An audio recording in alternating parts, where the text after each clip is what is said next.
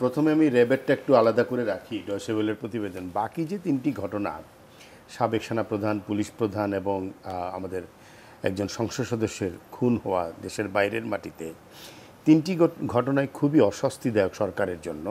যদি অস্বস্তি বোধ করার বোধটুকু থাকে, তাহলে একজন সেনাপ্রধান ছিলেন, তিনি আজকে প্রকাশ্যে নিষিদ্ধ হলেন। এটা তো প্রতিষ্ঠান হিসেবে সেনাবাহিনী নিশ্চয়ই গুরুত্বের সাথে দেখবে, সরকারেরও দেখা উচিত, কারণ তার সম্পর্কে অভিযোগগুলো সরকারে থাকা অবস্থায় চিহ্নিত হয়েছে এবং পরবর্তীতে অ্যাকশনে গেছে 3 বছর পরে। সুতরাং এখানে সরকারের থাকা অবস্থায় যে ক্ষমতা ব্যবহার করার বিষয়টি এসছে, সেটি অবশ্যই গুরুত্ব বহন করে। এবং সেটা অর্থমন্ত্রীও আপনি খেয়াল করেছেন যে আজকে বলেছেন যে সরকার কিছু না করলেও সেনাবাহিনী করবে, কারণ সেনাবাহিনীর আইনে সাবেক সেনা সদস্যদের ব্যাপারেও তারা কোনো না কোনো ব্যবস্থা নিতে পারে। পুলিশ প্রধান বেনজির আহমেদ অবসরে গিয়েছেন, কিন্তু তার যে সম্পদের ফিরিস্তি, এটি পড়তে পড়তে ক্লান্ত হয়ে যাওয়ার মতন বিশাল বর্ণনা। পুরোটা আসলে পড়াও যায় না। এক জীবনে মানুষ এত কিছু অর্জন করতে পারেন এবং সেটা এই যে চাকরিটা একটা সরকারি চাকরিতে কোনোভাবেই সম্ভব নয়। এবং এতেও বোঝা গেল যে এখানে ক্ষমতার উপর ব্যবহার করা হয়েছে। এবং এখানে শুধু স্থাবর অস্থাবর সম্পত্তি না, দেখা গেল যে ক্যাশ অর্থ সাংঘাতিকভাবে বেশি। এবং দুদকের আইনজীবী খুরশিদ আলম সাহেবের সাথে শনিবার দিনই কথা হচ্ছিল, আমার দেখা হয়েছিল একটি অনুষ্ঠানে।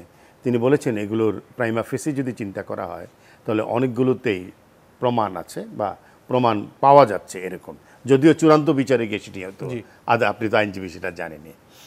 এবং 2021 সালে তিনি যখন সরকারি চাকরিতে ছিলেন, তখন র্যাবের ডিজি অবস্থায় তার উপরে কিন্তু নিষেধাজ্ঞা এসেছিল যুক্তরাষ্ট্র থেকে, অন্য একটি বিষয় মানবাধিকার লঙ্ঘনের দায়িত্ব।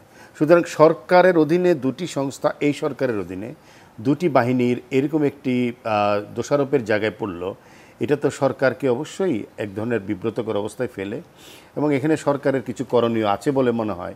এবং দুটি প্রতিষ্ঠান, আমরা যে প্রায়ই বলি যে প্রতিষ্ঠানগুলো ধ্বংস হয়ে যাচ্ছে, সেই জায়গা থেকে অন্তত যে প্রতিষ্ঠানগুলো কাজ করছে না অথবা প্রতিষ্ঠানগুলো জায়গা মতো থাকছে না, সেই জায়গা থেকে বিচারের সুযোগ আছে সরকারের জন্য যে কোথায় কি ভুলটা হয়েছে।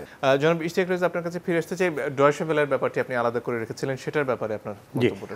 আনারের বিষয়টা বলা হয়নি। একজন সংসদ সদস্য দেশের বাইরে গিয়ে খুন হলেন, এবং দেখেন তিনি যাদের সাথে চলাফেরা করতেন, যারা তার খুব ঘনিষ্ঠ ছিল, তারাই খুন করেছেন।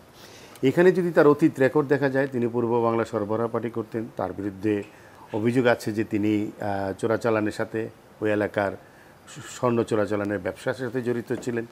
তো এগুলো দেখা হয় না কখনো। সরকার যে ওবায়দুল কাদের যে বললেন জনপ্রিয়তার মাপকাঠিটা কি? গত 3টা নির্বাচন, ওই 3টা নির্বাচন তো মাপকাঠি হতে পারে না, তাই না? আরেকটা হলো যে জনপ্রিয়তা থাকলেই এরকম মানুষজন কিভাবে দলীয় টিকিট পেয়ে যায়, দলের ভিতর থেকেই যে অভিযোগ ওঠে মনোনয়ন বাণিজ্য, নানা ধরনের অপকর্ম, অনিয়ম মনোনয়ন নিয়ে, সেটাও তো একটা প্রকাশ পায়। এটা আমি বলবো খুবই বিব্রতকর, দুঃখজনক। একটা মানুষ নির্মমভাবে হত্যাকাণ্ডের শিকার হয়েছেন, কিন্তু একই সাথে তার ট্র্যাক রেকর্ডগুলো মোটেও স্বস্তিদায়ক নয়। ডয়চে ভেলের প্রতিবেদনটাতে যেভাবে উপস্থাপিত হয়েছে, সেখানে র্যাবে আসা সেনাবাহিনী থেকে, ডিফেন্স বাহিনী থেকে কর্মরত সদস্যদের ব্যাপারে বলা হয়েছে। কিন্তু আপনি যদি 1988 সাল থেকে বাংলাদেশ সেনাবাহিনী বিশ্ব শান্তিতে কাজ করে যাচ্ছে এবং এই পর্যন্ত সবচেয়ে বড় কন্ট্রিবিউটর বাংলাদেশ, বড় কোনো অভিযোগের কথা সেভাবে শোনা যায়নি। বরং আমাদের সেনাবাহিনী বাইরে গিয়ে শৃঙ্খলার সাথে কাজ করছে, সুনামের সাথে কাজ করছে, কোথাও কোথাও জনগণের, স্থানীয় মানুষের ভালোবাসা অর্জন করেছে, সেগুলোই আমরা শুনতে পাই। এখন র্যাবের ব্যাপারে এর আগেও আমরা জাতিসংঘের তরফে নানা কথা শুনেছি, যুক্তরাষ্ট্র নানা ধরনের কথা বলেছে, ডয়চে ভেলে আগেও প্রতিবেদন দিয়েছে। এগুলো খতিয়ে দেখা উচিত, উড়িয়ে দেওয়া উচিত নয় আমি মনে করি। যে 2-1 সম্পর্কে অভিযোগ এসছে, সেটা চিহ্নিত করা দরকার, অথবা তার সম্পর্কে নজরদারিটা বাড়ানো দরকার। তবে সেনাবাহিনী থেকে যেভাবে শান্তি রক্ষী বাহিনীতে নেওয়া হয় জাতিসংঘের, তার প্রসেসটা কিন্তু খুবই দীর্ঘ, খুবই মেটিকুলাস। কিন্তু এখানে কিন্তু হুট করে কেউ চাইলেই চলে যেতে পারে না।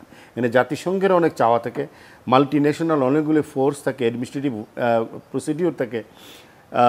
সুতরাং সেই জায়গাটাতে সেনাবাহিনীকে ঢালাওভাবে অভিযোগের জায়গা আছে বলে আমার কাছে মনে হয় না।